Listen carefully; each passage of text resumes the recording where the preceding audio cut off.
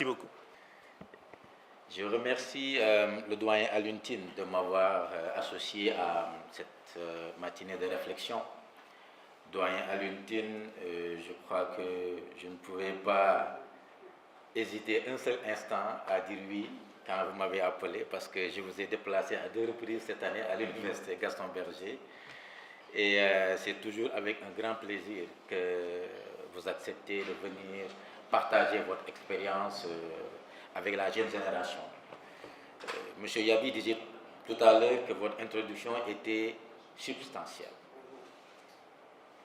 Elle était très substantielle.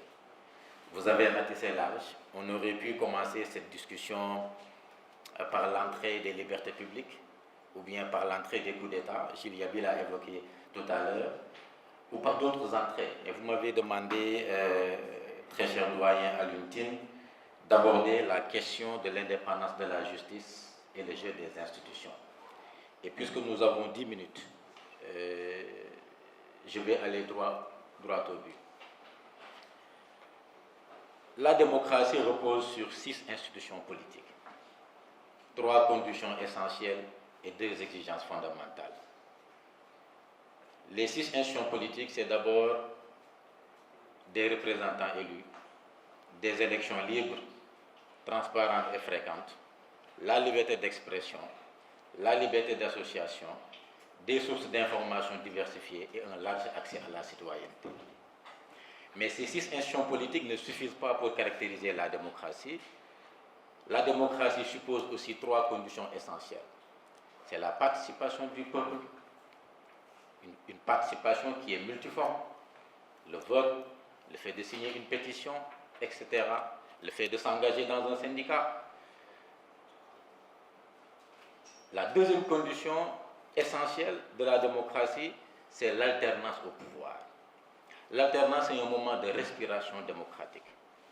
Et la troisième condition essentielle de la démocratie, c'est le pluralisme politique, pluralisme médiatique, pluralisme partisan, pluralisme associatif, pluralisme religieux, etc. Mais ces 6 institutions politiques et ces 3 conditions essentielles ne suffisent toujours pas à caractériser véritablement la démocratie. Il faut 2 exigences fondamentales et indissociables. Je dis bien indissociables. C'est l'approfondissement de l'état de droit et la garantie des droits fondamentaux et des libertés publiques. Et c'est là où je vais axer mon intervention, l'approfondissement de l'état de droit. L'état de droit suppose une justice forte et indépendante. Et puisque vous m'avez demandé de parler de l'indépendance de la justice et du jeu des institutions, je vais d'abord rappeler les propos de John Locke dans le traité du gouvernement civil, qui disait que dans un système politique, quand tout s'effondre, quand toutes les institutions s'effondrent, l'ultime recours du citoyen, c'est une justice forte et indépendante. Et malheureusement, dans nos démocraties, si on parle de crise de la démocratie, si on utilise le vocabulaire médical pour caractériser nos démocraties en Afrique ou bien nos processus de démocratisation, c'est véritablement parce que c'est l'institution judiciaire qui est en crise.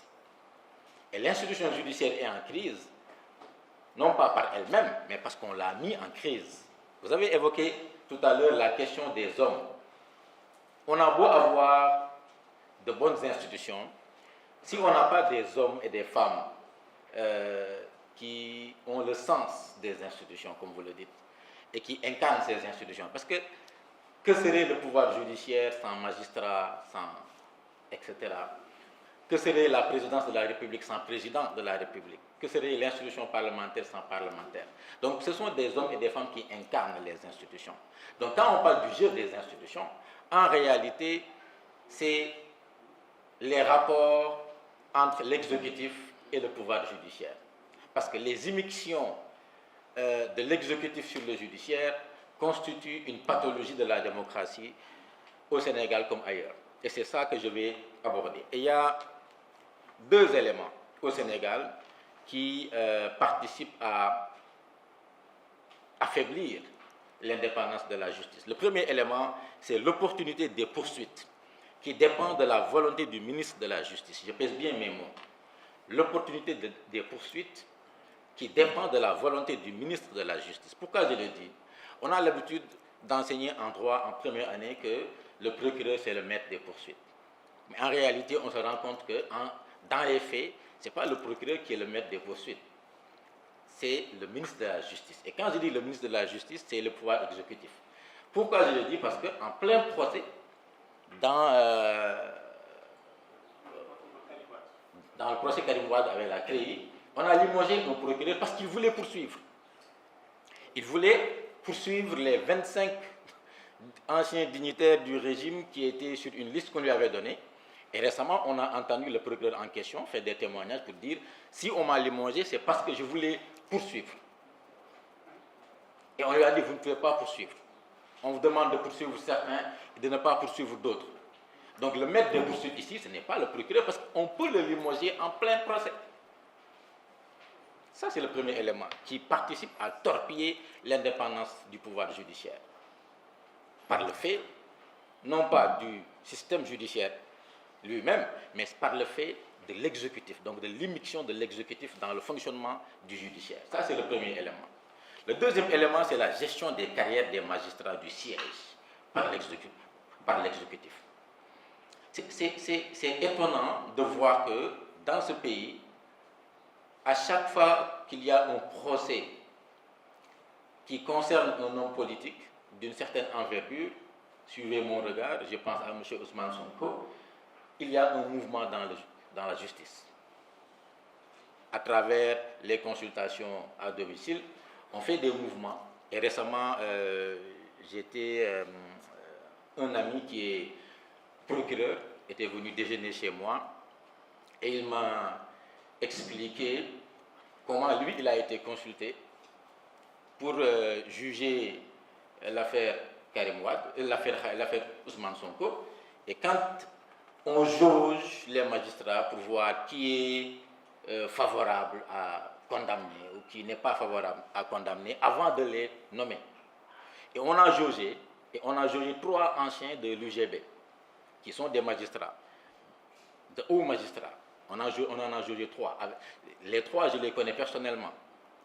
Et ils m'ont dit parce qu'ils n'ont pas voulu, ils ont senti que ces 3 magistrats-là ne vont pas aller dans le sens de l'exécutif. Ben, ils ont fait un mouvement. Et ces 3-là qui étaient dans des positions stratégiques pour pouvoir juger, on les a remplacés. Donc, à chaque fois qu'on veut juger une affaire qui concerne un acteur politique, il y a des mouvements dans la justice. Mais comment on peut parler d'indépendance de la justice dans ces circonstances-là? Donc, la gestion des carrières des magistrats du siège par l'exécutif constitue une immixtion du pouvoir exécutif sur le pouvoir judiciaire et qui participe à fragiliser davantage l'institution judiciaire. En plus maintenant de l'opportunité des poursuites qui est dévolue au ministre de la Justice et par conséquent au pouvoir exécutif. L'autre aspect que je veux aborder, c'est la question de l'accès à la justice. Le Sénégal fait partie des rares pays en Afrique à ne pas avoir reconnu la compétence de la Cour africaine des droits de l'homme et des peuples. Je crois que récemment, j'ai entendu à la télévision, sur la chaîne RTS, que le Sénégal va adhérer, va maintenant reconnaître la compétence de la Cour africaine des droits de l'homme et des peuples. Ce n'était pas le cas. Et d'ailleurs, ce qui est bizarre, c'est que la première décision rendue par la Cour africaine des droits de l'homme et des peuples, c'était une décision d'incompétence par rapport à un cas qui a été soumis à la Cour par un citoyen sénégalais pour des questions de violation de ses droits fondamentaux. Et la Cour a dit, je ne peux pas trancher le litige pour la bonne et simple raison que votre État n'a pas reconnu la compétence de la Cour africaine des droits de l'homme et des peuples. Certains États africains, donc, ne permettent pas à leurs citoyens de saisir la Cour de justice de la CEDEAO ou la Cour africaine des droits de l'homme et des peuples. Je prends 2 ou 3 exemples. Le premier exemple, c'est la Côte d'Ivoire. La Côte d'Ivoire a tout bonnement et tout simplement annulé sa déclaration de compétence à la Cour africaine des droits de l'homme et des peuples suite à l'affaire Guillaume Soro, encore un opposant. En effet, le 28 avril 2020, la Côte d'Ivoire a retiré aux particuliers, donc à ses citoyens et aux organisations non gouvernementale la possibilité de saisir la Cour africaine des droits de l'homme et des peuples. Le pays a contesté l'arrêt de la Cour dans l'affaire Guillaume Soro, publiée 6 jours plus tôt, et cette décision constitue un revers majeur pour les défenseurs des droits humains en Côte d'Ivoire, qui n'ont plus la possibilité de saisir la Cour, alors que la Côte d'Ivoire avait reconnu la compétence de la Cour. Le cas du Bénin est aussi très parlant. Le Bénin a aussi annulé sa déclaration de compétence à la Cour africaine des droits de l'homme et des peuples suite à l'affaire Sébastien Adjavo, que vous connaissez très bien d'ailleurs, doyen à l'ultime. Le 21 avril 2020, le Bénin a annoncé son retrait du protocole permettant aux particuliers et aux organisations de la société civile de porter des affaires devant la Cour africaine des droits de l'homme et des peuples, à peine quelques jours après que la Cour a ordonné la suspension des élections locales au Bénin. Vous voyez bien l'immixtion toujours, le jeu des institutions. Comment est-ce que l'institution exécutive va s'immiscer dans le fonctionnement de la justice, allant même jusqu'à empêcher à ses propres citoyens de pouvoir saisir, de pouvoir avoir accès à la justice. Quand les juridictions internes ne permettent pas de trancher les litiges qui concernent les questions liées aux droits humains, les citoyens ont la possibilité de recourir à des juridictions communautaires ou régionales. Malheureusement, on ne permet pas parfois aux citoyens d'aller jusqu'à saisir les juridictions régionales. Et la Cour constitutionnelle du Bénin, en avril 2020, a arrêté que le protocole additionnel permettant aux citoyens béninois de saisir la Cour de justice de la CEDEAO n'est plus opposable à l'État béninois et que tous les actes entrepris dans le cadre de ce protocole sont nuls et non avenus. Et la Cour constitutionnelle a soutenu tout simplement que le protocole n'avait jamais été ratifié conformément à la loi, jusqu'à ce que la Cour condamne l'État béninois. Là maintenant, on se rend compte qu'il faut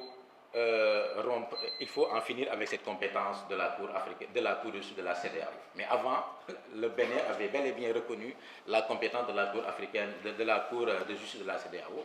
Mais quand la Cour a rendu une décision qui n'est pas favorable à l'État béninois, on fait prévaloir que le protocole n'avait jamais été ratifié conformément à la loi. Et la Cour de justice de la CEDEAO avait examiné à plusieurs reprises des cas de violation des droits humains perpétrés au Bénin et avait condamné l'État béninois. Pour le Sénégal, j'ai évoqué tout à l'heure le fait que le Sénégal n'avait pas reconnu la compétence de la Cour africaine des droits de l'homme et des peuples. Et que l'État du Sénégal a plusieurs fois été condamné par la Cour de justice de la CEDEAO. Il y a l'affaire Karim Wade, l'affaire Khalifa Sall. Sur l'affaire Khalifa Sall, l'État du Sénégal a été condamné à verser 30 millions de francs CFA en guise de dommages et intérêts, en guise de compensation pour M. Khalifa Sall. Parce que la Cour avait considéré que dans cette affaire, il y a eu 3 violations. D'abord, la présomption d'innocence a été violée. Il y a aussi la Cour de justice de la CEDEAO a condamné l'État du Sénégal pour avoir aussi violé la disposition sur le respect des droits de la défense. Et enfin, la Cour a condamné l'État du Sénégal pour avoir violé l'immunité parlementaire de Khalifa Sall. La Cour a dit, dès l'instant que le juge constitutionnel a prononcé le nom de M. Khalifa Ababacar Sall comme faisant partie des députés, il devait automatiquement être libéré parce qu'il jouissait dès ce moment-là, il jouissait d'une immunité parlementaire. Et fait inédit qu'on a vu au Sénégal, on a lancé la procédure de levée d'une immunité parlementaire d'un député qui était déjà en prison. Et la logique voudrait qu'on le libère et que s'ils veulent, à la minute qui suit ou le lendemain, ils lancent la procédure pour lever son immunité parlementaire pour le remettre en prison. Mais on le maintient en prison et on va lever son immunité parlementaire. Donc, ce qui est très paradoxal. Donc, globalement, oui, je vais conclure. On va arriver à la conclusion. Oui, je vais conclure. Donc, globalement, ce qu'il faut constater, c'est que le jeu des institutions, en général, dans les démocraties africaines, est défavorable au pouvoir judiciaire, à l'institution judiciaire. Ce qui montre l'hypertrophie du pouvoir exécutif qui écrase les autres institutions.